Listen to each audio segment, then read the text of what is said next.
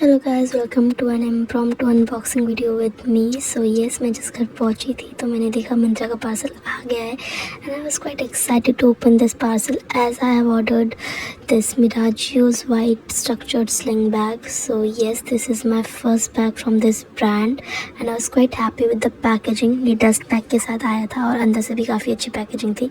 साथ ही साथ बैग की क्वालिटी भी बहुत अच्छी थी और स्पेशली चेन की। ज़्यादातर बैग्स में मुझे चेन की क्वालिटी पसंद नहीं आती, मुझे वो हल्के चेन्स पसंद नहीं आते, तो इसकी चेन की क्वालिटी काफ़ी अच्छी थी।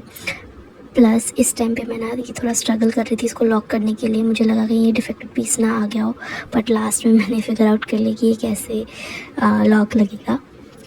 एंड पीछे भी इसकी काफ़ी अच्छी सटल सी ब्रांडिंग हो रखी है, it's not on the face.